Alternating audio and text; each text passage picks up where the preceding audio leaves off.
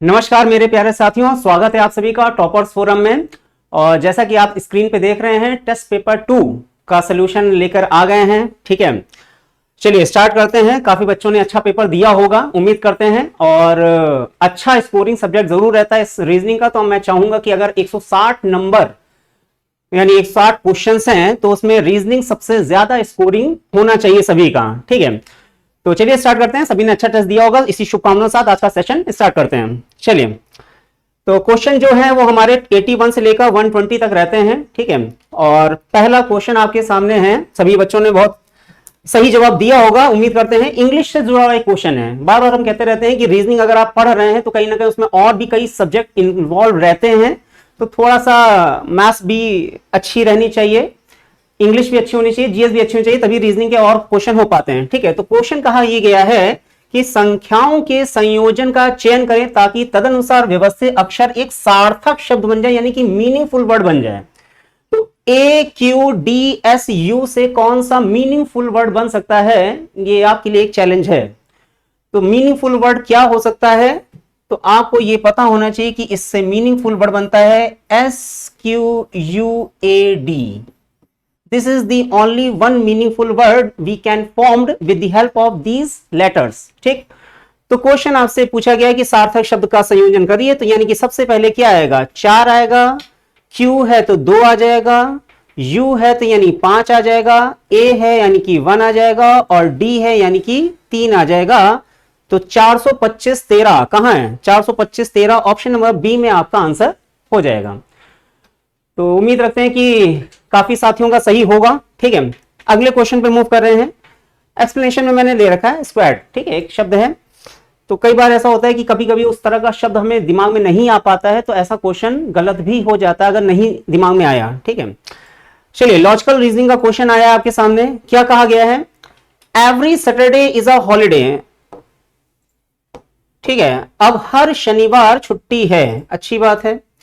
Today is a holiday, आज छुट्टी है। अगर ये दो स्टेटमेंट आपसे कहे गए कि हर शनिवार छुट्टी है और आज छुट्टी है, तो अगर इन दो सेंटेंस से क्या निष्कर्ष निकाला जा सकता है, तो कंक्लूजन बोला गया आज शनिवार है। क्या इसकी गारंटी ली जा सकती है, कंक्लूजन कि हर शनिवार छुट्टी होती है, यानी कि महीने में हर शनिवार छुट्टी है। ठीक है, आज छुट्टी है, तो अगर महीने में अगर छुट्टी है तो क्या जरूरी उस दिन शनिवार ही हो, जरूरी नहीं है। ठीक है, आप ये थोड़ा सा कॉमन सेंस का इस्तेमाल यहां पे करना पड़ता है, क्योंकि सिलोगिज्म में ये लॉजिकल रीजनिंग है कि आज शनिवार है, ऐसा कुछ कंफर्म 100% नहीं हम निष्कर्ष निकाल सकते हैं। ठीक है, today is not a Saturday, आज शनिवार नहीं है, तो दोनों कॉन्ट्रेडिक्टरी सेंटेंस हैं। तो आज शनिवार है ऐसा भी नहीं कह सकते, आज शनिवार नहीं है ऐसा भी नहीं कह सकते हैं।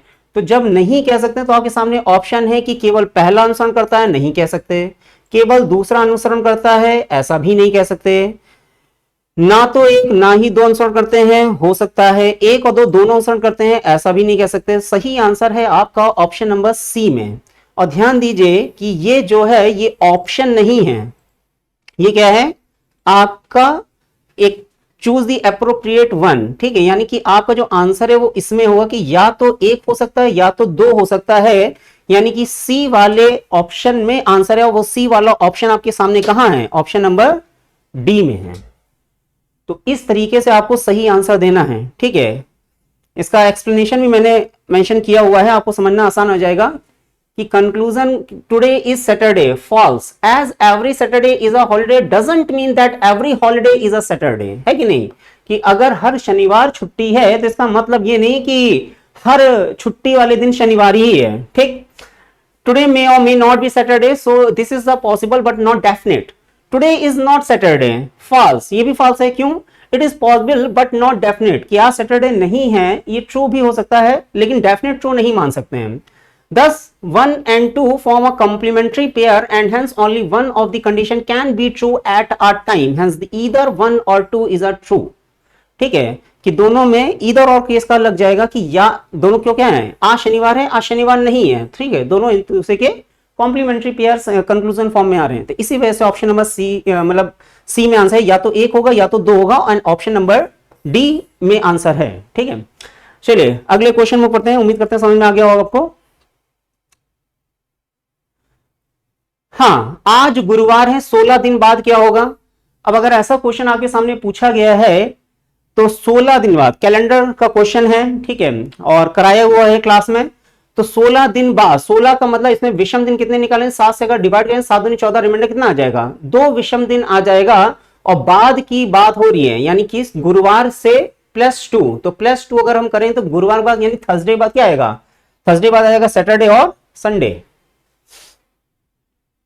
गुरुवार, हाँ थर्सडे, थर्सडे बाद क्या? फ्राइडे और सैटरडे, सैटरडे में आंसर है, ठीक है, ऑप्शन नंबर डी में आंसर है, ठीक है, कि थर्सडे बाद +2, तो थर्सडे बाद फ्राइडे और फिर सैटरडे, ठीक है। चलिए अगला क्वेश्चन आसान था। 84 क्या कहा गया है? आकृति का दर्पण प्रतिबिंब क्या होगा? अब दर्पण प्रतिबिंब बात है कि ऑपरेशन शब्द है तो ये एज इट इज ऐसे कन्वर्ट हो जाएगा, है कि नहीं? तो सबसे पहले क्या आएगा? सबसे पहले एन आएगा, और एन जो है सबसे पहले ओ तो आएगा नहीं किसी भी कीमत पे, एन आएगा और एन पलटेगा, तो कहीं ना कहीं ए सी डी में आंसर हो सकता है। उसके बाद ओ आ जाएगा, उसके बाद आई आ जाएगा, ठीक है, हाँ आई। उसके बाद जो टी है वो एज इट इज, यानी कि ये जो वाली चीज है ये एज इट इज ऊपर की ऊपर ही रहेगी, हाँ ठीक है, सी कैंसिल हो जाएगा, टी। उसके बाद ए में कोई चेंजेस नहीं आएंगे, आर जो है वो ऐसा हो जाएगा, हाँ बिल्कुल सही है। उसके बाद ई पलट जाएगा, ठीक है। उसके बाद पी, ओके। अब ध्यान दीजिए कि पी जो है वो ऐसा है, तो अगर ये ऐसे पलट रहा है तो क्या ये पी नीचे चला जाएगा? संभव ही नहीं है, आंसर कहां है? डी में होगा, ठीक है, और पी के बाद ओ। क्लियर? चलिए अगला क्वेश्चन क्या कहा गया है? दी गई श्रृंखला में अगला पद क्या होगा? नेक्स्ट टर्म पर्सोनिफिकेशन, फिर कुछ ऐसा है, फिर कुछ ऐसा आ गया है, तो थोड़ा सा हमें ध्यान देने वाली चीज ये है कि अगर कुछ ऐसा टर्म चल रहा है तो ध्यान दीजिए कि यहां से 2 लेटर कट गए हैं और इधर से भी 2 लेटर कट गए हैं, तो RSONIFICATI ये चीज आई। उसके बाद यानी कि स्टार्टिंग के 2 लेटर और आखिरी 2 लेटर रिमूव हो गए, ठीक। उसके बाद यहां ध्यान दीजिए कि RSO ये चीज तो यहां से यहां तक पूरी दिखाई दे रही है, लेकिन R से पहले E, ये वाला E और I के बाद O, ठीक है, ये दोनों एड ऑन हो गए हैं, यानी कि पहले 2 लेटर रिमूव हो गए हैं आगे और पीछे, फिर एक लेटर ऐड हो गया है आगे और पीछे। फिर यहां पे ध्यान दीजिए, फिर से 2 लेटर जो हैं आगे और पीछे के क्या हो गए हैं? रिमूव हो गए हैं, और फिर से एक लेटर यानी कि एस से पहले कौन था? आर ऐड हो गया, और टी के बाद कौन था? आई, वो ऐड हो गया, ठीक है। तो 2 लेटर हटे, एक लेटर ऐड हो गया, ठीक है, 2 लेटर हटे, उसके बाद एक लेटर ऐड हो गया, फिर 2 लेटर हटे, फिर एक लेटर ऐड हो गया, तो यानी कि अब 2 लेटर हट जाएंगे, तो 2 लेटर हट जाए मतलब क्या? ये दो हट जाएंगे, बचेंगे क्या? ONIFICA, ये आपका आंसर है, ONIFICA, ऑप्शन नंबर बी में आपका आंसर है, ठीक है, कि किस तरीके से फर्स्ट 2 लेटर रिमूव है, फिर ऐड ऑन हो गया, फिर 2 लेटर रिमूव है, फिर एक एन हो गया, तो जाहिर बात है फिर 2 से रिमूव हो जाएंगे। ONIFICA, ONIFICA, ठीक है। चलिए अगला क्वेश्चन, हाँ प्रश्नवाची चिन्ह के स्थान पे क्या आएगा? बहुत ही आसान सा क्वेश्चन है कि अगर C रिलेटेड है 27 से तो E किससे रिलेटेड हो? C की वैल्यू क्या होती है? 3, और यहां पे 3 का क्यूब ही रख दिया गया है। इसी तरह E की वैल्यू क्या होती है? 5, और 5 का क्यूब कितना? 125, ठीक है, देखते ही आंसर है। अगला क्वेश्चन, अब थोड़ा सा मैथमेटिकल ऑपरेशन से जुड़ा हुआ एक क्वेश्चन है, तो बस सीधी सी बात है कि क्या करना है। 11QP, तो अगर इसको हम सॉल्व करने की कोशिश करते हैं तो 11 है, 4 है, 2 है, 7 है, फिर 55 है, ओके। अब Q अगर दे रखा है तो आप सबको पता है कि R का मतलब है ऐड, Q का मतलब है मल्टीप्लाई, तो यानी कि यहां पे इंटू आ जाएगा। P का मतलब क्या है? S का मतलब सब्ट्रैक्ट है, ठीक है, और P मींस डिवाइड, यानी कि यहां पे डिवाइड का सिंबल आ जाएगा, ठीक है। और R का मतलब क्या था? ऐड, यहां पे प्लस आ जाएगा। S का मतलब तो क्या था? माइनस, ठीक है, ब्रैकेट में रखा गया, कोई मतलब नहीं है, ठीक है। ये क्या हो जाएगा? सबसे पहली बात है कि ये हम इसको ब्रेक करेंगे तो ये 2 हो जाएगा, ये 22 हो जाएगा, प्लस 7 माइनस 55, ये कितना हो जाएगा? 29 माइनस 55, और 27 माइनस 55 कितना होगा? इसको अगर आप देखेंगे तो 15 में से 7 जाएगा, कितना आ जाएगा? 9 नहीं, 9 कहां से आ जाएगा, 6 8, ठीक है, 15 में 7 गया 8 आ जाएगा, और यहां बचा कितना, 4 में 2 गया 2, 28 में आंसर है। कहां है 28? ऑप्शन गड़बड़ है क्या? 27 माइनस 55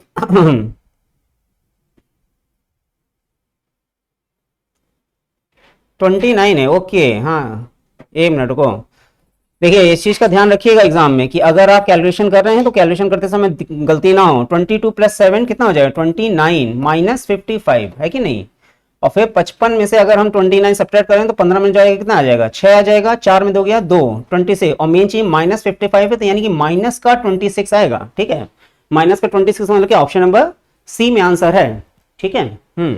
22 7 29, ठीक है, वो थोड़ा सा देखना था कि हाँ एडिशन में हल्का सा जो भी है, तो एग्जाम में ध्यान रखिएगा कि अगर कैलकुलेशन छोटी सी भी हो तो उसमें दिक्कत ना हो, ठीक है। चलिए अगले क्वेश्चन मूव कर रहे हैं, और मेन चीज माइनस का 26 क्यों आया, क्योंकि माइनस 55 है कि नहीं, तो हमें प्लस माइनस का ध्यान रखना होता है। अगर ये 55 माइनस 29 होता तो नॉर्मल 26 में आंसर होता, लेकिन माइनस का 55 इसका माइनस 26 में आंसर है, ठीक है।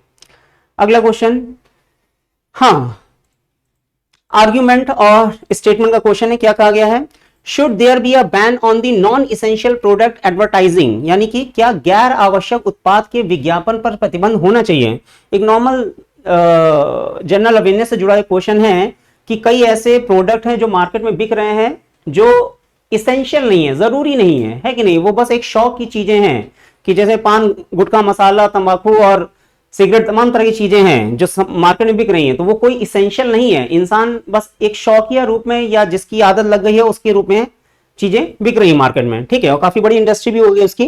तो वही पूछा जा रहा है कि क्या उन पर प्रतिबंध होना चाहिए, तो होना चाहिए या नहीं होना चाहिए वो अलग मैटर है, बहस का विषय। यहां पे क्या कहा जा रहा है, आर्ग्यूमेंट देख कहे गए हैं यस होना चाहिए, क्या, it can reduce the unnecessary product consumption, हाँ इससे अनावश्यक उत्पाद खत्म हो सकती है, ठीक है। यानी कि अगर एडवर्टीजमेंट होता है तो एडवर्टीजमेंट कहीं ना कहीं प्रमोट करते हैं, कि पता चला कोई सेलिब्रिटी आके प्रमोट कर रहा है, ठीक है, तो कहीं ना कहीं अगर हम इन चीजों को टीवी में होर्डिंग्स वगैरह में कहीं देखते हैं तो कहीं ना कहीं अगर किसी कोई व्यक्ति नहीं भी उस चीज को कंज्यूम कर रहा है यानी कि यूज कर रहा है, तो भी उसका कहीं ना कहीं मन आता है यार एक बार चलो ट्राई कर लेते हैं, ठीक है। कि जैसे मान लीजिए आप शाहरुख खान के बहुत बड़े फैन हैं, या किसी कोई क्रिकेट खिलाड़ी उसके बड़े फैन है और वो आके बोल रहा है कि हाँ ये चीज बहुत बढ़िया है, तो कहीं ना कहीं आपको लगेगा यार चलो एक बार यूज कर लेते हैं, तो कहीं ना कहीं उससे उनके जो प्रोडक्ट की जो सेल होती है उस पर कहीं ना कहीं इंपैक्ट, पॉजिटिव इंपैक्ट जाता है। तो अगर हम एडवर्टीजमेंट पे थोड़ा सा अगर बैन लगा दें तो उनका कंजम्पशन रिड्यूस हो सकता है, तो पहला आर्ग्यूमेंट सही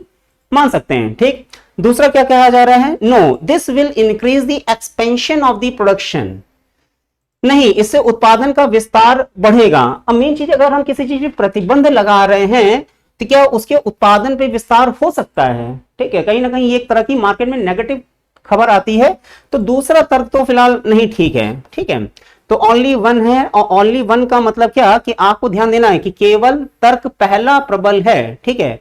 तो मेन चीज है कि एग्जाम में ध्यान रखिए जिस तरीके से आपके सामने ऑप्शन रखे हैं वही चेक करिएगा, कि ये नहीं कि हाँ पहला सही है तो ऑप्शन नंबर 1 बस ये टिक कर दिया, ठीक है। आपको ध्यान रखना केवल पहला तर्क प्रबल है, यानी कि ये जो है वो ए में आ रहा है, और ए कहां है, ए जो है वो ए में है, ठीक, अच्छी बात है। तो option number A will be your answer. अगला क्वेश्चन, हाँ पुलिस को कुछ ऐसा लिखा गया है, बर्डन को क्या लिखा जाएगा, तो बस थोड़ा सा गौर करने वाली बात है कि P का अपोजिट K है, O का L है, L का O है, I का R है, C का X है, E का V है, हर एक लेटर का जस्ट अपोजिट आपके सामने आ गया है। तो B का अपोजिट क्या होता है, Y होता है, U का अपोजिट F होता है, फ्यूचर, यानी कि पहला ऑप्शन खत्म हो गया, दूसरा भी खत्म हो गया। R का अपोजिट I होता है, R का अपोजिट I यानी कि ऑप्शन नंबर C में आंसर है। डी का अपोजिट W, E का अपोजिट V, N का opposite M, option number C is your answer. अगला क्वेश्चन 90, तो मेन चीज है कि आपकी स्पीड भी अच्छी होनी चाहिए और आंसर भी सही निकलना चाहिए, है कि नहीं। Z26 आसान क्वेश्चन है, W23, J10, हर एक अल्फाबेट की जस्ट वैल्यू रखी गई है, J की वैल्यू 10 होती है, E की वैल्यू 5 होती है, यहां क्वेश्चन मार्क है और यहां लिखा है 20, तो 20 वैल्यू किसकी होती है, T की होती है, खत्म आंसर, ठीक। नेक्स्ट,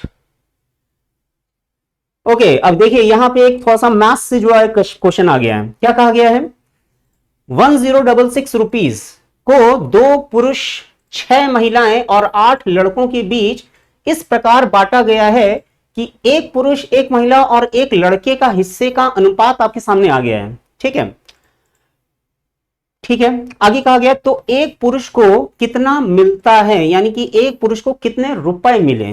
ठीक है, तो इसको कैसे करेंगे, तो है मैथ्स का मतलब रेशियो से जुड़ा एक क्वेश्चन है, लेकिन अब रीजनिंग में आ जाता है। ठीक है, तो थोड़ी सी जानकारी होनी चाहिए कि अगर जैसे इसको एक नॉर्मल तरीके से अगर हम घर परिवार में अगर बात करें, तो घर में जैसे मान लीजिए कि 3 बच्चे हैं और 3 बच्चों में कहा गया कि हाँ पिताजी ने कहा कि लो बेटा ये 200 रुपए हैं और तीनों लोग आपस में बांट लो।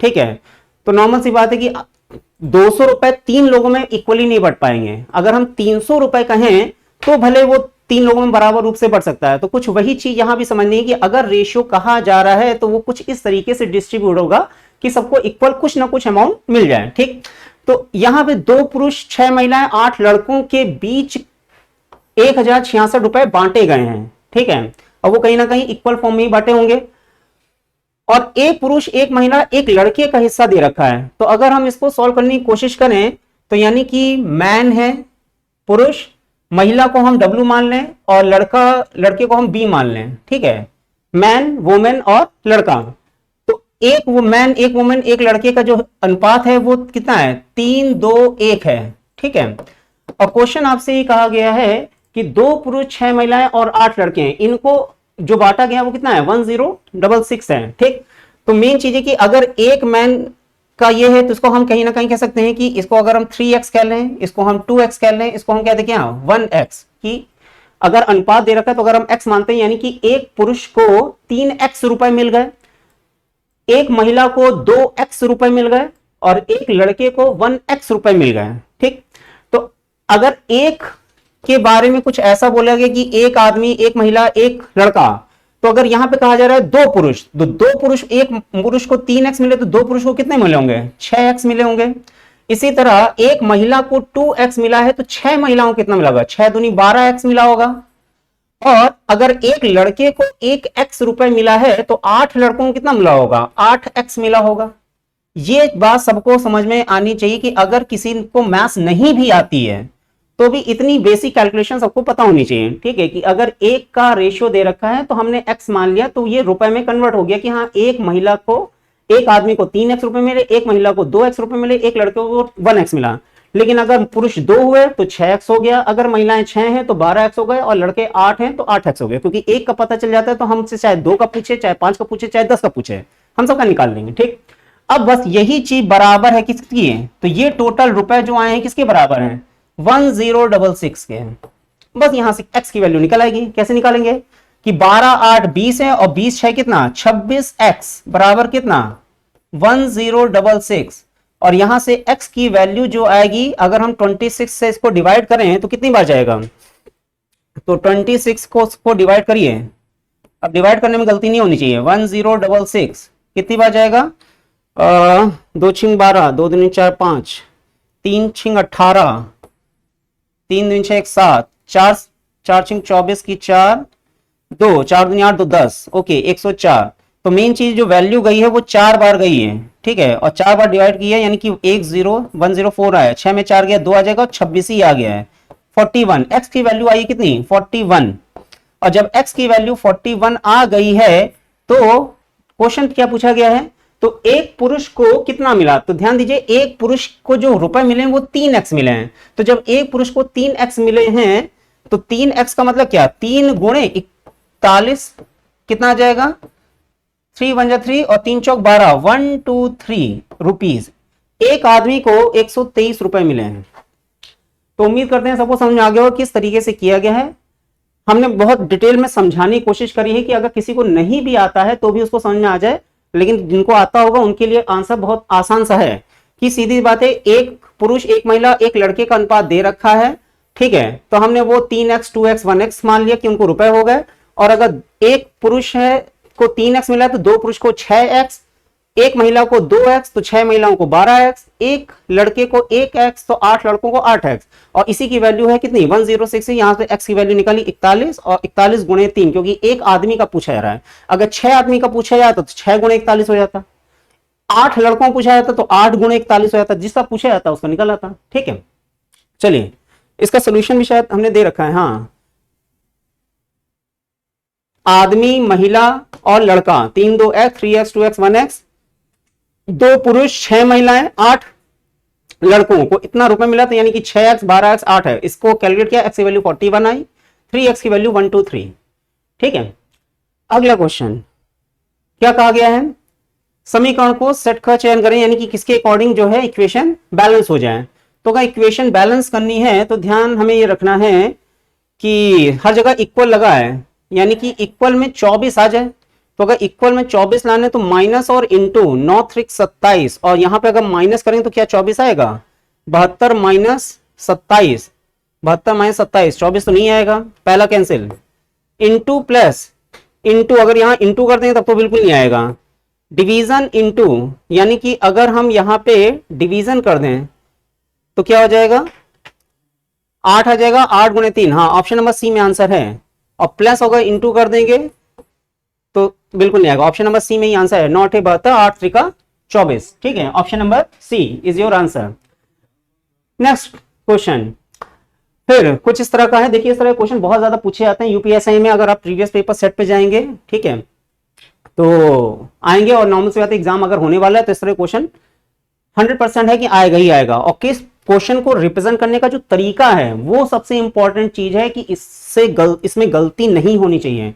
ठीक है, कि आपके सामने जो ऑप्शंस दे रखे हैं वो कुछ इस फॉर्म में है कि आपका आंसर किस फॉर्म में आ रहा है, लेकिन उसको टिक कैसे करना है, ठीक है, वो एक अलग चीज है। ठीक है, कि किस तरीके से आपके सामने ऑप्शन दे रखे हैं।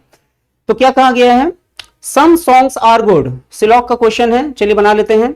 सम सॉन्ग्स को हमने एस बना लिया, और सम सॉन्ग्स क्या है, गुड है, अच्छी बात है। फिर क्या कहा गया है, हिंदी में कहा जाए कुछ गीत अच्छे हैं, सम सॉन्ग्स आर गुड्स। ठीक है, ऑल गुड्स आर लिरिक्स, जितने भी गुड्स हैं यानी कि अच्छी चीज हैं वो सब क्या है, लिरिक हैं। तो ये दो स्टेटमेंट आपके सामने कहे गए हैं, some songs are goods, all goods are lyrics. Conclusion, some songs are lyrics, कुछ सॉन्ग्स लिरिक्स हैं। ठीक है, तो एग्जाम में हिंदी और इंग्लिश दोनों पे थोड़ा सा ध्यान दे दीजिएगा। ठीक है, कि हिंदी में लिखा है कुछ गीत हैं, अब कुछ गीत का मतलब क्या है। ठीक है, तो सम सॉन्ग्स आर लिरिक्स, ठीक है, पहला बिल्कुल सही हो जाएगा कंक्लूजन, क्योंकि दिखाई दे रहा है कि सॉन्ग और लिरिक्स का पोर्शन आपस में टच कर रहा है। नो सॉन्ग इज, दोनों स्टेटमेंट सारे पॉजिटिव हैं, नेगेटिव कंक्लूजन लिया ही नहीं जाता है, क्लास में हम बता चुके हैं, तो गलती नहीं होनी चाहिए, यानी कि केवल पहला कंक्लूजन सही है, और केवल पहला कंक्लूजन सही यानी कि ए स्टेटमेंट में आंसर है, और ए स्टेटमेंट में आंसर है का मतलब क्या, option number A will be your answer. ठीक, चलिए अगले क्वेश्चन पर मूव कर रहे हैं। हाँ, क्वेश्चन कुछ उसी तरह का है, ऑप्शन आपके सामने स्टेटमेंट फॉर्म में ये दे रखे हैं और नीचे ऑप्शन आपके सामने ये हैं। ठीक है, क्या कहा गया है, ऑल सिटीज आर टाउन्स, सभी सिटीज को हमने सी बना लिया, और ऑल सिटीज आर टाउन्स। फिर क्या कहा गया है, all towns are state, all towns are state. फिर है all states are continents, all states are continent. तो ध्यान दीजिए कि ये सिटी है, सिटी को हमने सी टी बना लिया है, कॉन्टिनेंट आपका CON बना लिया है। ठीक है, तो सिटी है, फिर टाउन है, फिर स्टेट है, फिर कॉन्टिनेंट है। निष्कर्ष, ऑल सिटीज आर स्टेट्स, क्या सभी सिटी स्टेट हैं, पहला बिल्कुल सही है। ठीक है, क्योंकि अगर सभी सिटी टाउन्स हैं और सभी टाउन स्टेट हैं तो सभी सिटी भी स्टेट हैं। All towns are continent, all towns are continent, जाहिर बात है कि अंदर से अगर हम बाहर जा रहे हैं तो ऑल और सम चाहे जो बोला जाए सब सही रहेगा, यानी कि दोनों कंक्लूजन आपके सही आ जाएंगे। ठीक है, और जब दोनों सही हैं तो ध्यान दीजिए कि आपके सामने कहा गया बोथ 1 and 2 आर फॉलो, यानी ऑप्शन नंबर, यानी कि स्टेटमेंट जो डी है वो सही है।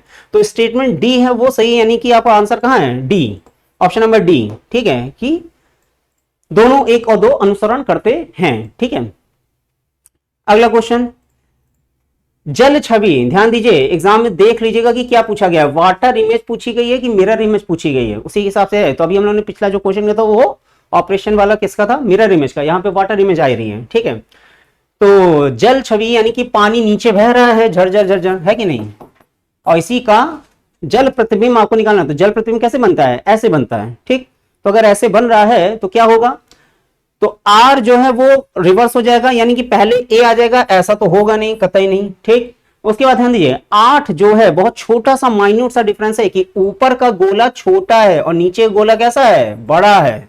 एग्जाम में बहुत बारीक बारीक चीजें होती हैं जिसपे इंसान अगर ध्यान नहीं देता और गलती कर देता है। ठीक है, तो ऊपर का जो छोटा गोला है वो कहां आ जाएगा, नीचे आ जाएगा। तो ऊपर का छोटा गोला नीचे आ जाएगा। हाँ, दोनों अभी ऑप्शन ठीक चल रहे हैं। यहां पे देखिए टी बना हुआ है, तो टी अगर बना हुआ है तो पहला तो नहीं होगा, यहाँ पे 9 आ गया है, आंसर डी में ही है। देखें, देखते हैं आंसर। और 6 जो है ऐसे रोटेट हो जाएगा, आर जो है ऐसे रोटेट हो जाएगा, 9 ऐसे आ जाएगा, ए ऐसे आ जाएगा। ठीक है, option number D is your answer. ठीक है, तो थोड़ा सा अगर देखेंगे तो सेकंड भर में आंसर आप सही टिक कर देंगे। चलिए अगला क्वेश्चन, किस देश के नाम के अक्षर, ओके अब ये बता दिया कि ये जो अक्षर है NERCFA, ये इनको अगर हम सार्थक क्रम में लगाएं तो किसी देश का नाम बनेगा। ओके, यदि अक्षरों को सही तरीके से व्यवस्थित किया जाए तो गठित शब्द का 5वां अक्षर कौन सा होगा। ठीक है, 5वां अक्षर पूछा जा रहा है, तो अब आपको यह समझना है कि NERCFA से कौन सा सार्थक शब्द बनेगा जो किसी देश का नाम निकल के आ जाएगा। ठीक है, तो अगर आप बना सकते हैं तो अच्छी बात है, और अगर आपका दिमाग नहीं उस लेवल पे पहुंच पा रहा है तो फिर थोड़ा सोचेंगे आप। ठीक है, तो सार्थक शब्द जो है और जो कंट्री का नाम निकल के आ रहा है वो है France, that is the France. ध्यान दीजिए, एन भी आ गया है, ई भी आ गया है, आर भी आ गया है, सी भी आ गया है, एफ भी आ गया और ए भी आ गया है। और ध्यान दीजिएगा शब्द ऐसा बनाता है जिसमें हर लेटर केवल एक बार आए, रिपीटिशन नहीं होनी चाहिए। अगर कुछ ऐसा केस होगा तो वो उसमें क्वेश्चन में लिखा होगा कि we can use this letter 2 times 3 times, इस तरह से चीज लिखी रहती है ब्रैकेट में। ठीक है, ऐसा कुछ नहीं लिखा है। तो एक बार में फ्रांस जैसे शब्द बनाया और से पूछा गया 5वां, 1 2 3 4 5, 5 का मतलब क्या, सी। ठीक है, तो 5वां लेटर आपका सी है। ठीक है, चलिए अगले क्वेश्चन में मूव कर रहे हैं। क्या कहा गया है, आर्किटेक्ट बिल्डिंग, ऑथर क्या है, तो नॉर्मल सी बात है, आर्किटेक्ट जो होते हैं वो बिल्डिंग बनाते हैं, बढ़िया। ऑथर जो होते हैं वो क्या बनाते हैं, एक्ट करते हैं, बुक्स लिखते हैं, लेक्चर करते हैं, रिपोर्ट करते हैं, वो बुक लिखते हैं। ठीक है, तो जो भी ऑथर होते हैं वो बुक लिखते हैं। ठीक है, अगला क्वेश्चन, श्रृंखला का अगला पद क्या है। अब देखिए अल्फा न्यूमेरिक सीरीज है कि आपको अल्फाबेट भी दिखाई दे रहे हैं और साथ साथ नंबर भी दिखाई दे रहे हैं। तो क्या चल रहा है, W की वैल्यू होती है 23, P की वैल्यू 16, I की वैल्यू 9, B की वैल्यू 2। तो थोड़ा सा गौर करेंगे तो 9 और 2 में 7 का डिफरेंस है, 16 और 9 में भी 7 का डिफरेंस है, 23 और 16 में भी 7 का डिफरेंस है। और ध्यान दीजिए हर जगह -7 होता चला जा रहा है कि नहीं। 23 - 7 16, 16 - 7 9, 9 - 7 2, तो 2 - 7। ठीक है, क्या आएगा, तो अब आपको यह समझना है कि अल्फाबेट की बात हो रही है, तो अगर यहां पे -7 हो रहा है यानी बी अगर 2 है, 2 का मतलब क्या, ये कहीं ना कहीं 28 पे है। 28 - 7 कितना होता है, 21। 21 का मतलब क्या, यू हो जाएगा। ये चीज हमने बताई क्लास में कि अगर आप माइनस में जा रहे हैं कि बी से पहले -7 जाएं तो बी से पहले ए से पहले जेड से पहले वाई से पहले एक्स, इस तरह से करेंगे। या नॉर्मल सी बात है कि जेड की वैल्यू 26 होती है, तो 26 के बाद ए 27, बी 28। तो यहां अगर बी लिखा हो माइनस में जा रहे थे यानी बी 28 है, 28 - 7 कर देंगे, सीधी सी बात है 21 आ जाएगा। और 21 वैल्यू किसकी होती है, यू की होती है। ठीक है, और यू अगर देखा जाए तो ऑप्शन नंबर बी में ही आंसर आ गया है। वैल्यू पे ध्यान दीजिए, 29 से 34 हुआ है +5, 34 से 39 हुआ है फिर +5, 39 से 44 हुआ है फिर 5, और 44 से +5 करेंगे कितना आ जाएगा, 49 आंसर। ठीक, अगला क्वेश्चन, तो यानी कि अल्फाबेट से -7 हुआ है, वैल्यूज में +5 हो गया है। ठीक, 99 फिर से कंक्लूजन वाला क्वेश्चन आया है। क्या कहा गया है, स्टेटमेंट कहा गया है तंजावुर, कोई जगह का नाम है, तंजावुर को तमिलनाडु का चावल का कटोरा कहा जाता है। ठीक है, देखिए इस तरह के क्वेश्चन पूछे क्यों जाते हैं।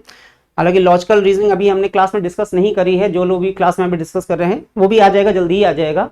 और जो लोग ऑनलाइन क्लास देख रहे हैं उनके लिए भी पता होना चाहिए कि अगर ये टेस्ट सीरीज कंडक्ट हो रही है, लगातार चल रहे हैं, तो आप भी इसका फायदा उठा सकते हैं।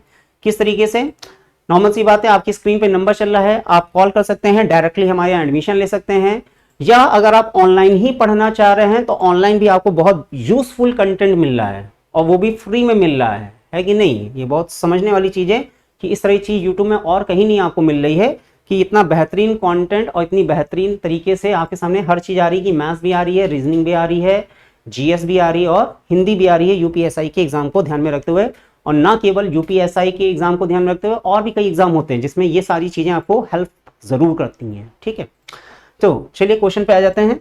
तो कहा गया है तंजावुर को तमिलनाडु का चावल का कटोरा कहा जाता है। अब ऐसा कहा गया है, नॉर्मल सी बात है कि ये बात सच भी हो सकती है, झूठ भी हो सकती है, दोनों बातें हैं। ध्यान रखिएगा कि कई बार एग्जाम में कुछ ऐसी बातें बोल दी जाती हैं जो रियल लाइफ में नहीं जुड़ी हैं, मतलब रियल लाइफ का उनका कोई मतलब नहीं है। कि जैसे अगर कहा जा रहा है कि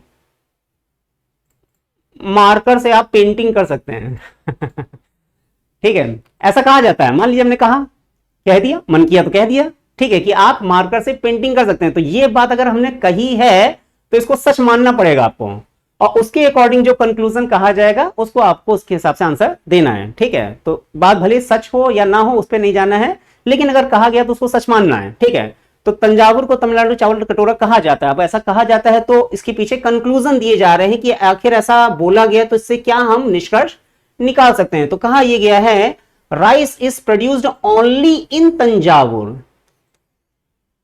क्या अगर ये कहा गया है कि तंजावुर को तमिलनाडु का चावल का कटोरा कहा जाता है, इसका मतलब है कि यानी कि तंजावुर में एक इलाका है जहां तमिलनाडु का चावल का कटोरा कहा जाता है, यानी कि चावल वहां हो सकता है बहुत ज्यादा होता हो, ऐसा अनुमान लगा सकते हैं।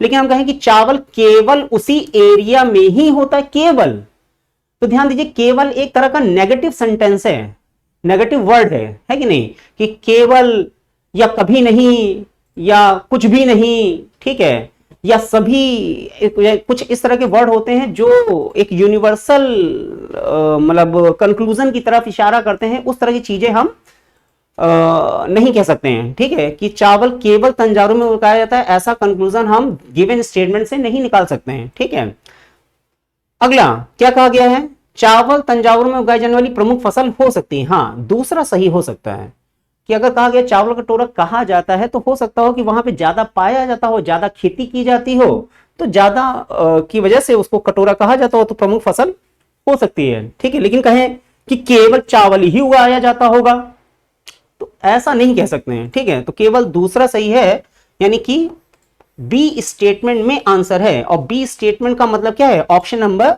बी जहां आएगा, तो ध्यान दीजिए ऑप्शन नंबर ए में सी को सही कहा जा रहा है, ऑप्शन नंबर बी में ए को सही कहा जा रहा है, ऑप्शन नंबर सी में बी को सही कहा जाता है, यानी ऑप्शन नंबर सी आंसर है आपका। ठीक है, B statement option number C में दे रखा है। ठीक है, बहुत ध्यान समझिएगा, इस तरह की गलतियां बहुत हो जाती हैं कि हमने देखा बी सही और बी कहां है। ठीक है, पता चला कि B option number B tick करके चले आए, नहीं, बी सही है तो बी कहां है, ऑप्शन नंबर सी में है। ठीक है, तो इस तरीके से देखिएगा। चलिए 100, अब हो सकता हो, हम उम्मीद रखते हैं सबका सही हो, सबने सही आंसर टिक किया हो, लेकिन अगर गलती हुई है तो इस चीज का एग्जाम में ध्यान रखिएगा कि इस तरह की मिस्टेक ना हो। अब इक्वेशन को बैलेंस करना है, क्या करना है, कौन कौन से सिंबल रख सकते हैं, तो ध्यान दीजिए कि सबसे पहले डिवीजन के सिंबल देख लेते हैं। 9 डिवीजन 2, कहीं ना कहीं वैल्यूज जो है वो पॉइंट में चली जाएंगी, और इधर रखेंगे तो इधर वैल्यू, यानी कि ए में आंसर नहीं है। इधर ध्यान दें कि इंटू इंटू, तो यहाँ पे 56 एक बहुत बड़ी संख्या है, इंटू करें 4 ताई 12, 9 दूनी 18, तो यानी ये दोनों बराबर नहीं आएंगे। ठीक है, प्लस हमें फिर डिवीजन आ गया, ये भी नहीं है, आंसर डी में हो सकता है। ठीक, कैसे डिवीजन, यानी कि यहां पे अगर हम डिवीजन लगाएंगे तो 56 डिवीजन 4 माइनस 3, और यहाँ पे इंटू है, यानी कि 9 दूनी 18 और माइनस 7। ठीक है, तो 18 माइनस 7 कितना आ जाएगा, 11 आ जाएगा। एलएचएस में अगर देखें तो क्या 11 आएगा, तो अगर 56 डिवाइड बाई 4 करेंगे तो कितना आएगा, 14 आ जाएगा, है कि नहीं, 14 चौको 56 होता है, और माइनस 3, 14 माइनस 3 कितना, 11। ठीक है, तो एलएचएस बराबर आरएचएस आ गया, ऑप्शन नंबर डी में आंसर है। ठीक, अगला क्वेश्चन, अगला पद ज्ञात कीजिए, तो ये भी आसानी है कि नहीं, उम्मीद करते हैं सबका सही आया होगा। क्वेश्चन कुछ वैसा ही है कि रिटायरमेंट के बाद अगर ये आया तो ध्यान दीजिए कि इधर से 2 लेटर, इधर से 2 लेटर कट गए हैं, उसके बाद फिर वही बात है कि एक अक्षर ऐड ऑन हो गया है। ठीक है, TIREME, TIREME में एक लेटर ऐड हो गया है, E और N, उसके बाद फिर से 2 लेटर कट गए हैं। ठीक है, कि ET कट गया और EM है, तो यानी कि IREM ये आ गया है। तो पहले 2 लेटर रिमूव हुए, फिर एक एड ऑन हो गया, फिर 2 लेटर रिमूव हो गए हैं, तो फिर एक एड ऑन हो जाएगा। तो एक एड ऑन हो जाएगा, यानी कि आई से पहले क्या आ रहा है, टी आ रहा है, यानी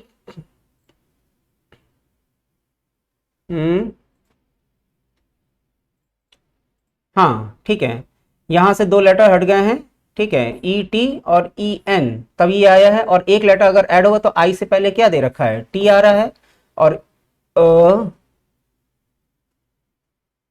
ये ठीक है, और अगर एम है तो ई है, यानी कि टी से शुरू होगा और ई तक जाएगा, T I R E M E, T I R E M E. Option number D में आंसर है। पहले 2 हटे, फिर एक जुड़ गया, फिर 2 हटे, फिर एक जुड़ जाएगा, ठीक है, आई आर ई एम और टी और ई, टी और ई। ठीक, अगला क्वेश्चन। तो इस तरह के क्वेश्चन आसान होते हैं, लेकिन बस ये कि थोड़ा सा ध्यान रखिएगा कि गलती ना हो पाए, ठीक है। अगला क्वेश्चन, हाँ कैलेंडर का आ गया है, क्या कहा गया है, आज बुधवार है, अच्छी बात है, वेडनेसडे है। 59 डेज के बाद क्या दिन होगा, तो 59 डेज में कितने विषम दिन है, यानी कि और डेज क्या है, तो नॉर्मल सी बात है, इसको हम 7 से अगर डिवाइड करते हैं तो कितनी बार जाएगा, 7 की टेबल अगर हम पढ़ते हैं, 7 सत्ते 49, 7 56, ठीक है, और 56 का मतलब क्या, रिमाइंडर कितना बचेगा, 3 आ जाएगा। और आपसे पूछा गया कितने दिन के बाद, आफ्टर, आफ्टर मतलब क्या, यानी कि प्लस हो जाएगा। तो अगर आज वेडनेसडे है, तो वेडनेसडे से +3, तो वेडनेसडे क्या है, थर्सडे, फ्राइडे और सैटरडे, शनिवार। Option number B will be your answer. ठीक, आसान था, बस ध्यान रखना है कि किस तरीके से करा गया है।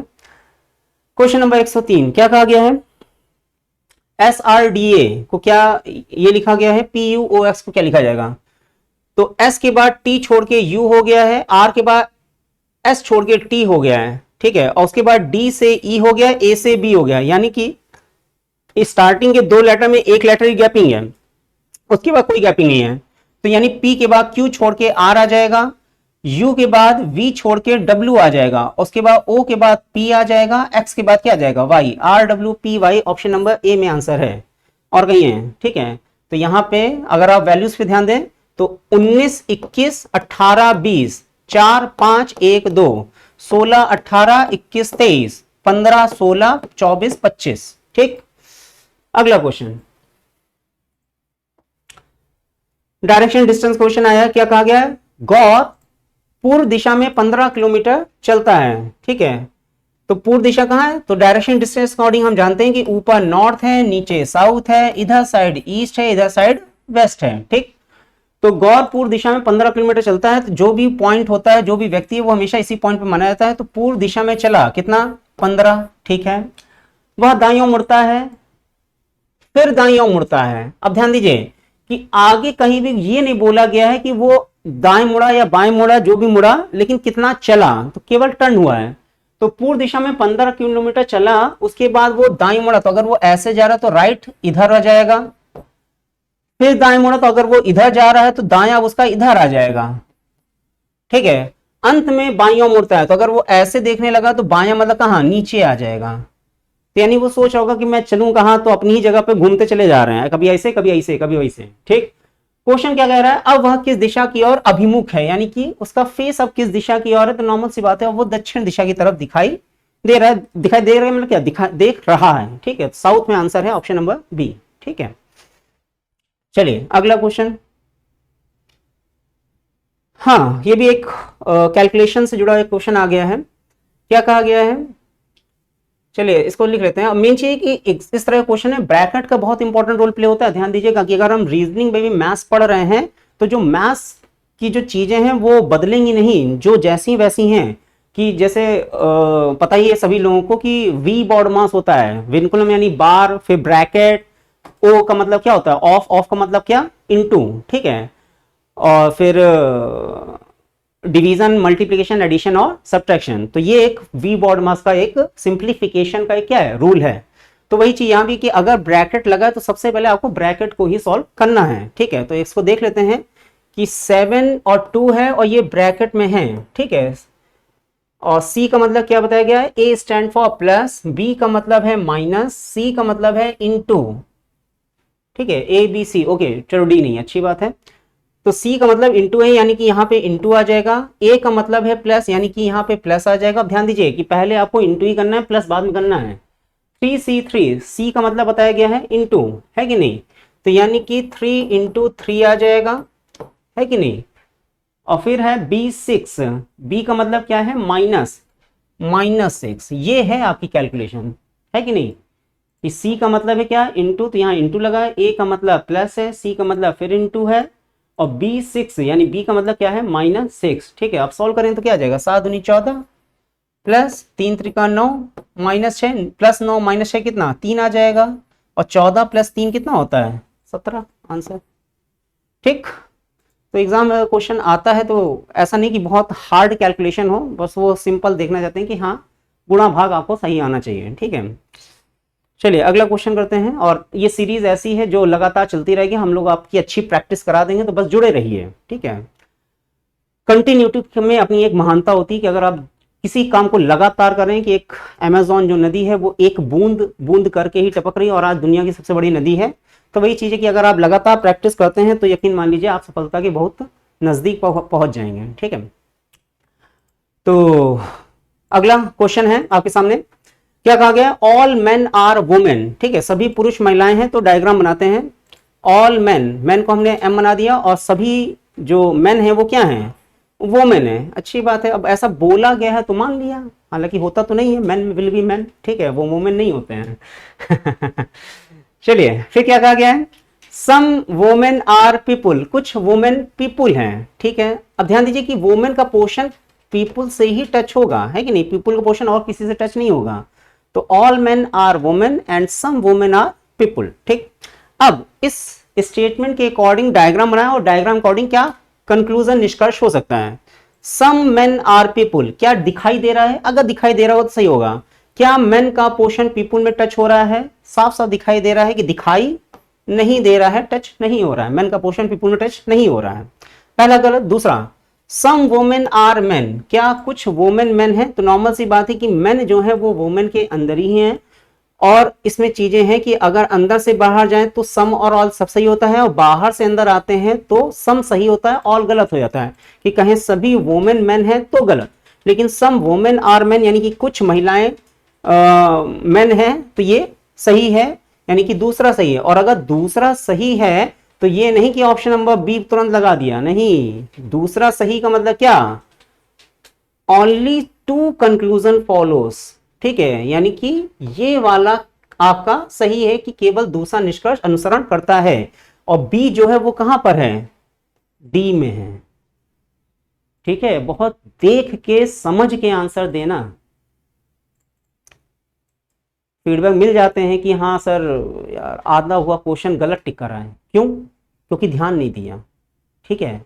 समझना यह है कि हमारा क्या है कि दूसरा कंक्लूजन सही है, दूसरा कंक्लूजन सही है तो वो रखा कहां है, वो है स्टेटमेंट बी में, और स्टेटमेंट बी किस ऑप्शन में है, वो है डी में। ठीक है, तो पूछने का तरीका है ये। अगले क्वेश्चन में मूव कर रहे हैं, क्वेश्चन नंबर कहाँ है, ज्यादा आगे बढ़ोगे क्या, हाँ 106, 106 के बाद 107, हाँ ठीक। क्या कहा गया है, ऑल मटेरियल्स आर प्रोडक्ट, सभी मटेरियल्स प्रोडक्ट हैं, चलो डायग्राम बना लेते हैं, ऑल मटेरियल्स आर प्रोडक्ट, ठीक। हिंदी में लिखा है सभी सामग्री उत्पाद है, ठीक है, तो इतनी अंग्रेजी आनी चाहिए कि आंसर सही आ जाए, तो इंग्लिश में करना आसान हो जाता है, ठीक है। तो all materials are product, all products are good, तो ऑल प्रोडक्ट जो है वो किसके अंदर आ गए, गुड्स के अंदर आ गए। ऑल गुड्स आर बैड, सभी जो गुड्स हैं वो बैड हैं, अच्छी बात है, तो पूरा डायग्राम ऐसे, all material are product, all product are goods, all goods are bad, ठीक। निष्कर्ष, all materials are good, all materials are good, साफ साफ दिखाई दे रहा है, पहला सही हो जाएगा। दूसरा, all products are bad, all products are bad, ये भी दिखाई दे रहा है, दूसरा भी सही हो जाएगा, यानी कि दोनों सही हैं। अब अगर दोनों सही है तो ऑप्शन कहां रखा हुआ है, बोथ 1 and 2 आर फॉलो, यानी कि डी स्टेटमेंट सही है। अब डी स्टेटमेंट सही है तो ऑप्शन कौन सा है, पहला, ठीक है, कि डी स्टेटमेंट सही है और वो रखा है ऑप्शन नंबर ए में, ठीक है। अगला क्वेश्चन, कोई भी ऐसा बच्चा जिसको लग रहा हो कि हाँ हमें अगर समझ में नहीं आया है तो बेहिचक होके मुझसे अलग, अगर आप कोचिंग में पढ़ रहे हैं तो बिल्कुल हमसे अलग मिलनी है कि हाँ सर इसका थोड़ा सा और एक्सप्लेन कर दीजिए क्या है। और अगर जो बच्चे ऑनलाइन पढ़ रहे हैं और उनको अगर किसी तरह का डाउट अगर आता है तो नॉर्मल सी बात है, वो कमेंट सेक्शन में एक्टिव रहें या स्क्रीन पे नंबर चल रहा है तो आप फ़ोन कर सकते हैं, ठीक है। तो आप लोगों के लिए ही चीज़ें हैं, तो अवेलेबल हैं हम आपके लिए, ठीक है। तो चीज़ें क्लियर कर देंगे, कोई दिक्कत वाली चीज़ नहीं है। तो 107 हो गया है, अगले क्वेश्चन मूव कर रहे हैं। क्वेश्चन नंबर 108 क्या कहा गया है? हाँ, should there be a ban on hunting of wild animal. अब देखिए इसी तरह का क्वेश्चन अभी हम लोगों ने पिछले से अभी थोड़ी देर पहले किया है कि जहां पे आपके स्टेटमेंट आर्गुमेंट तर्क पूछे जा रहे हैं। तो ये भी तर्क कथन और तर्क का क्वेश्चन है कि क्या जो जंगली जानवर हैं, हिंदी में भी देखिए लिखा हुआ है, क्या जंगली जानवरों के शिकार पर प्रतिबंध होना चाहिए। ये एक नॉर्मल डिबेट का सेंटर है। इसको थोड़ा सा ऐसे समझिए कि जब हम लॉजिकल रीजनिंग क्लास में डिस्कस करते हैं तो बहुत अलग तरह का क्लास का माहौल रहता है, ठीक है, क्योंकि क्वेश्चन ऐसे ही होते हैं कि जो नॉर्मल हमारी डेली लाइफ से जुड़े रहते हैं, ठीक है। कि जैसे एक नॉर्मल डिबेट का एक नॉर्मल एग्जांपल हम दे रहे हैं कि जैसे कहा जाता है कि अपराध की घटनाएं बहुत बढ़ रही हैं, ठीक है। और कई ऐसे विचारकों का मतलब इवन जो पढ़े लिखे लोग हैं या थोड़ी कहे जाते हैं बुद्धिजीवी लोग हैं, वो भी कहते हैं कि यार महिलाओं के कपड़ों की वजह से अपराध ज्यादा हो रहे हैं।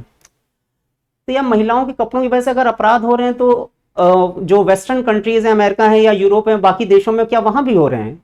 वहां के मुकाबले अपनी इंडिया में बहुत ज्यादा हैं, ठीक है। अफगानिस्तान या पाकिस्तान चले जाइए और किसी अफ्रीका कंट्री में तो वहां भी अपराध हैं, ठीक है। ऐसा नहीं कि वहां पे अमेरिका या यूरोप वगैरह में अपराध नहीं है, हैं। लेकिन कंपेयर किया जाए तो कहीं ना कहीं अपनी जो जो डेंसिटी है या फ्रीक्वेंसी बहुत ज्यादा है। कि अगर यहाँ पे आंकड़े देखें, सरकारी आंकड़े कहा जाए तो हर दिन न जाने कितने केस रिपोर्ट किए जाते हैं कि हाँ इस तरह की चीजें हैं। तो इस तरह के जब मुद्दे अगर क्लास में डिस्कस होते हैं तो कहीं ना कहीं हर किसी का हक होता है कि वो अपनी बात कहे कि उसके क्या विचार हैं।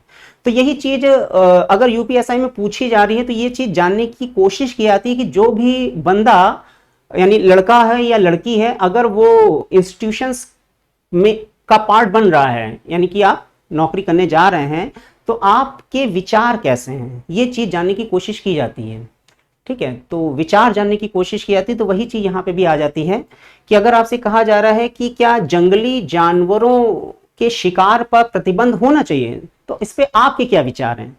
तो विचार आपके कुछ भी हो, यहां फिलहाल जो दे रखा है उसके हिसाब से हम डिस्कस कर लेते हैं। तो आर्ग्यूमेंट कहा गया है कि कहा गया है हाँ प्रतिबंध होना चाहिए, यस। क्यों होना चाहिए? It could result in the extinction of the particular species. हाँ, इसके कारण विशेष प्रजातियां विलुप्त तो हो सकती हैं। अब ध्यान दीजिए कि अगर आप थोड़ा सा भी अवेयर हैं, अब ध्यान दीजिए कि यहां पे इस चीज का ध्यान रखना, हम इस वर्ड को बार बार इंफेसाइज करते हैं, जोर देते हैं कि अवेयरनेस का होना बहुत जरूरी है। कि अगर आपने थोड़ा सा भी ध्यान दिया हो कि कुछ समय पहले, समय का मतलब है कि मतलब कुछ सालों की से पहले की बात है कि अपनी इंडिया में बाघों का बहुत शिकार हो रहा था, जंगली हाथियों का बहुत शिकार हो रहा था, इनकी जो प्रजातियां थी बहुत तेजी से खत्म होती चली आ रही थी। तो कहीं ना कहीं गवर्नमेंट को इस पर एक्शन लेना पड़ा, कुछ रूल बनाने पड़े, हंटिंग को प्रतिबंध करना पड़ा, टूरिस्ट को रोकना पड़ा कि हाँ भैया वहां पे कई लोग होते हैं जो टूरिस्ट के नाम पे जाते हैं और पता चला शिकार करके चले आ रहे हैं।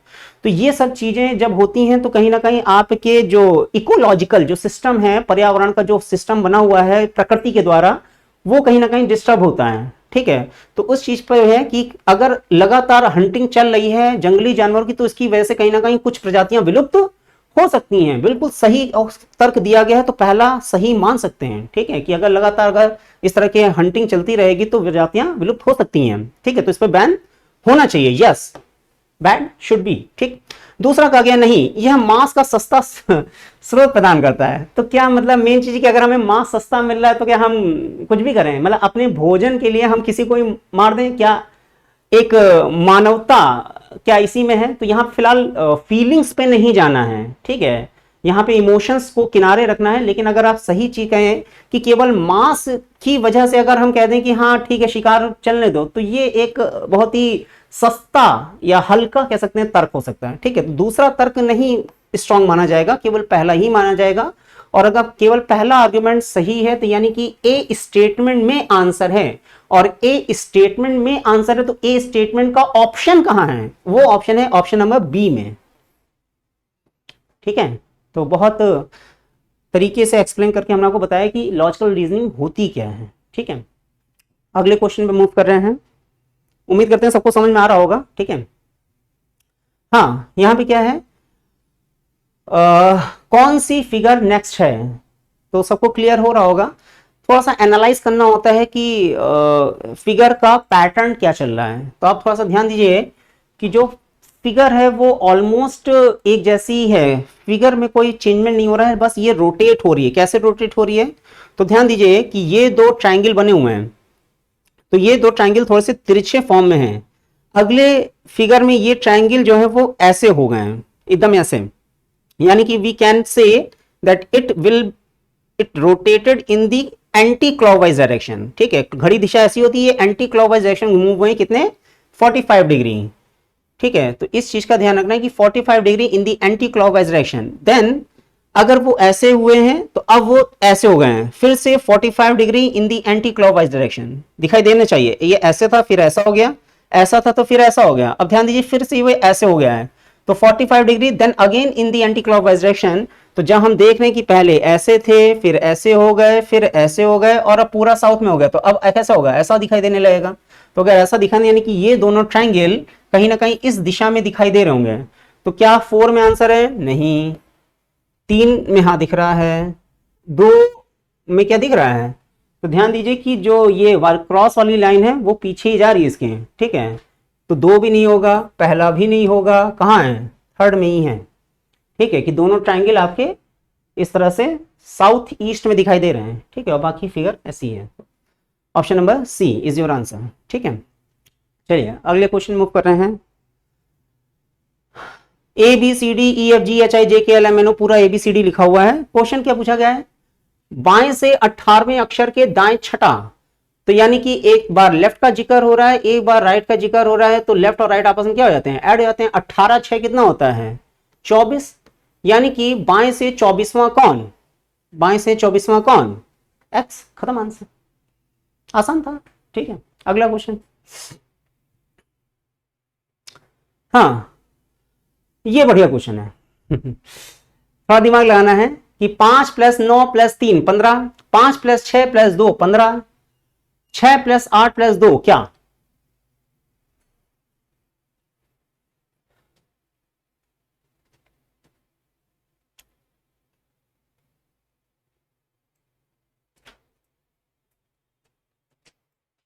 हमको लग रहा है ये क्वेश्चन थोड़ा सा गड़बड़ है क्या। हाँ, यहां पे ये 45 है। ओके, ये 45 है। क्या हो रहा है, 5 × 9 करेंगे तो 45 हो रहा है। नहीं नहीं, हाँ ठीक है, सही है, ठीक ठीक ठीक, सही है सही है, कोई दिक्कत नहीं। हाँ, 5 × 9 करेंगे कितना आ रहा है, 45, और यहां पे 3 है, तो 3 × 15 करेंगे तो 15 दूनी 30, 15 ताई 45। ठीक है, इसी तरह 5 × 6 करेंगे तो 30 आ रहा है। इसी तरह 2 × 15 करेंगे तो भी कितना हो रहा है, 30 हो रहा है। ठीक है, 5 × 9 45, 3 × 15 तो 45, 5 × 6 30, और 2 × 15 तो भी 30। क्लियर हो रहा है। यहां पे क्या हो रहा है, 6 × 8 करेंगे तो 48, तो 2 में किसकी मल्टीप्लाई करें जो 48 हो जाए, तो आंसर है कितना, 24। ठीक है, 24 यहां आ जाएगा, 24 का मतलब क्या, 48। ठीक है, ऑप्शन नंबर ए में आंसर है। ठीक है, तो समझ में आ गया हो सबको कि किस तरीके से चीजें हैं। अगला क्वेश्चन 111 हो गया, 112।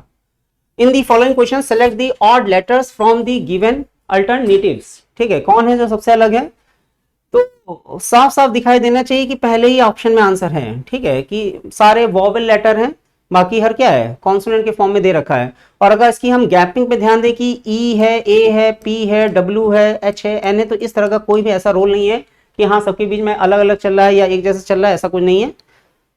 This group has only vowel, hence it is the different from all other option. ठीक है, अगला क्वेश्चन है 113। क्या लिखा गया है, यू आर जॉन को लिखा गया है net let fat, who are you को लिखा गया है कुछ ऐसा, जॉन इज गुड को लिखा गया है गेट सेट फैट। क्वेश्चन क्या पूछा गया, then what is the meaning of is, यानी इज का कोड क्या है। तो इस तरह के क्वेश्चन आसान होते हैं। तो ध्यान देने वाली बात यह है कि इज कहाँ है, तो हम देख रहे हैं कि इज यहां है, तो हमें जॉन और गुड दोनों का कोड पता चल जाए, आंसर आ जाएगा।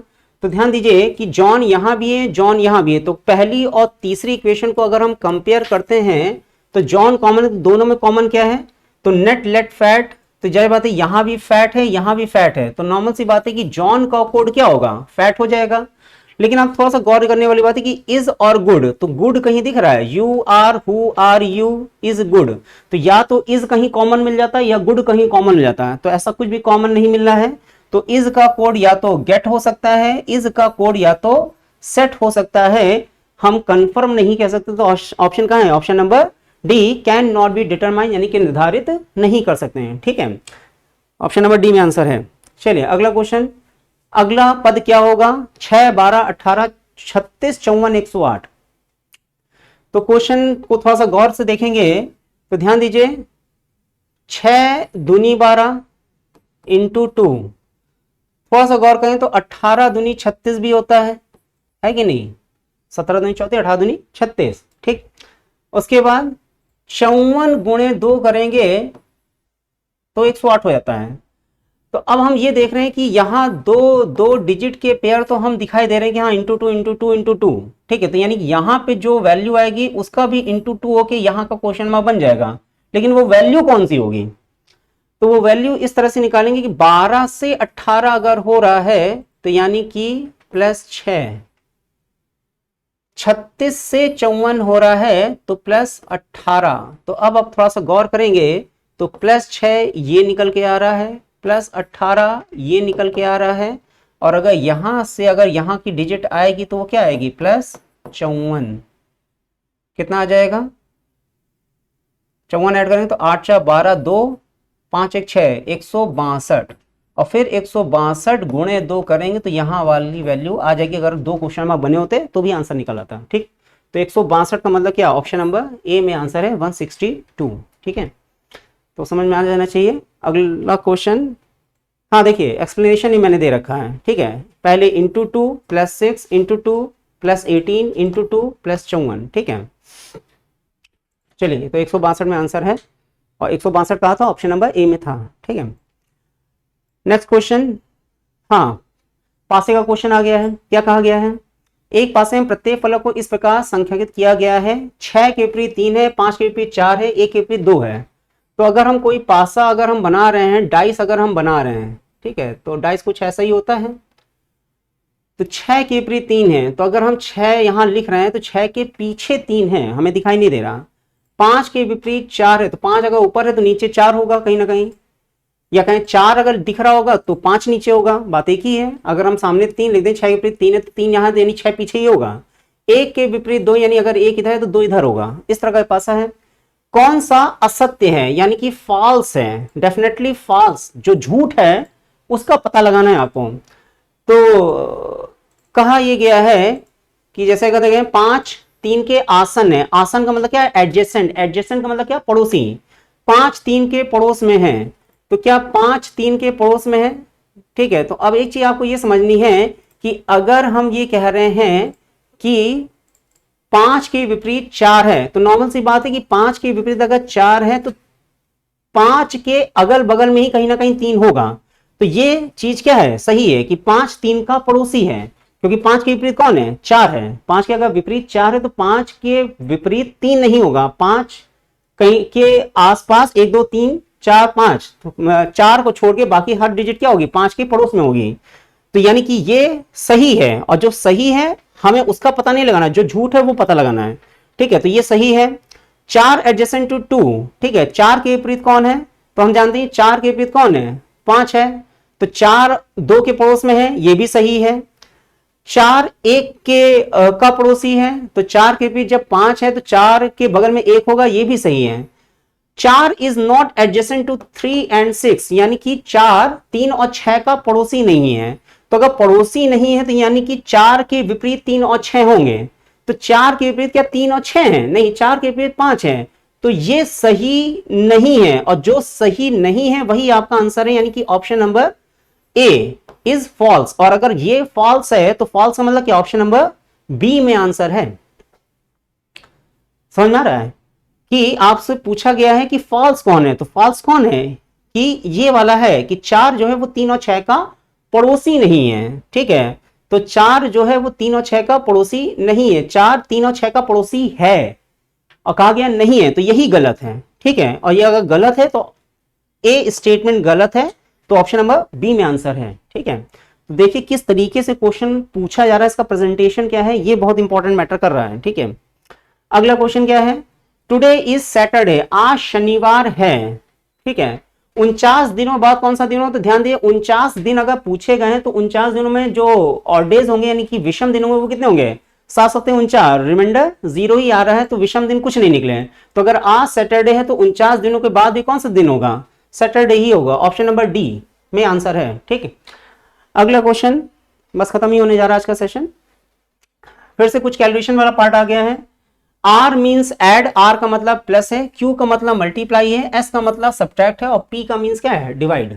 तो अगर इसको हमें कैलकुलेट करना है तो कहा गया है 60 और पी का मतलब जब बताया गया है डिवाइड है, यानी कि 60 डिवाइड बाई 5 और ये ब्रैकेट में लिखा है तो ब्रैकेट में कर दिया। एस का मतलब माइनस था तो यहां माइनस लगा दिया, फिर ब्रैकेट लगा हुआ है 2। क्यू का मतलब बताया गया है क्या, मल्टीप्लाई, तो ये मल्टीप्लाई हो गया, फिर 3 है और फिर आर है, आर का मतलब क्या, ऐड, प्लस 7। इसको सॉल्व कर देना, आंसर आ जाएगा। तो 5 से डिवाइड करेंगे तो 12 पंचे 60, ये 12 आ जाएगा, माइनस 2 गुणे 3 6 और 6 7 कितना 13, 12 माइनस 13, 12 माइनस 13 कितना होता है, -1। ठीक है, आसान था, बस गलती ना करना कैलकुलेशन में। चलिए, कथन और निष्कर्ष, इनइक्वालिटी का क्वेश्चन है, क्या है, E less than Q, U A से बड़ा है, ए टी से बड़ा या बराबर, आई ओ से छोटा है और ओ एन से छोटा है बराबर। निष्कर्ष कहा गया है ए आई से बड़ा है।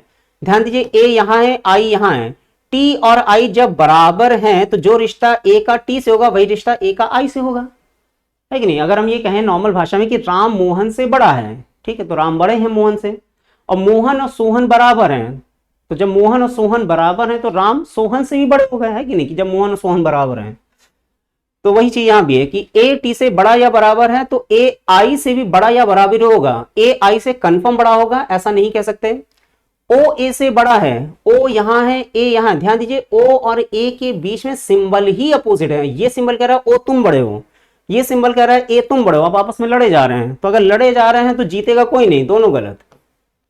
ठीक, तो ओ ए से कंफर्म बड़ा है ऐसा भी नहीं कह सकते, तो अब दोनों गलत हैं। तो कंक्लूजन के हिसाब से यानी कि स्टेट जो ऑप्शन है वो क्या होगा, पहला कह रहा है केवल एक आंसर करता है, नहीं, केवल 2 आंसर करता है, ये भी नहीं, इधर और केस तो है ही नहीं, ना तो निष्कर्ष 1 ना ही 2, तो डी स्टेटमेंट सही कह रहा है कि दोनों गलत हैं, दो कोई आंसर नहीं करता। 5 में क्या कहा गया है कि एक और 2 आंसर करते हैं, तो जब कोई आंसर नहीं करता है डी, तो डी कहां रखा है, ऑप्शन नंबर सी में है।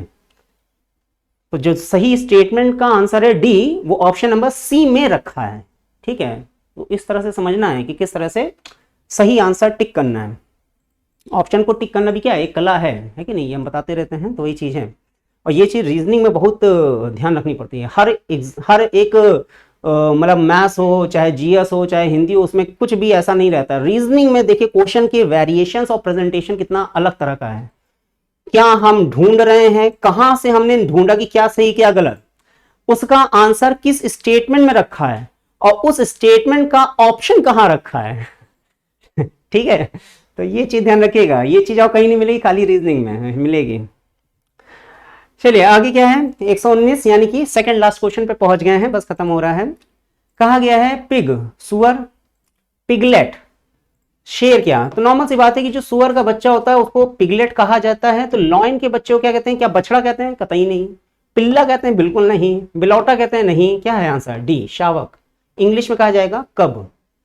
ठीक है, तो ये चीज है, नॉर्मल से पता होना चाहिए कि अगर कोई भी जानवर है तो उसके बच्चे को क्या कहते हैं। ठीक है, तो बछड़ा जाहिर बात है क्या है, गाय का बछड़ा ही होता है, भैंस का बछड़ा होता है। पिल्ला किसे कहते हैं, जाहिर बात है कि डॉगी होता है। बिलौटा या इनकी बिल्ली वगैरह का है।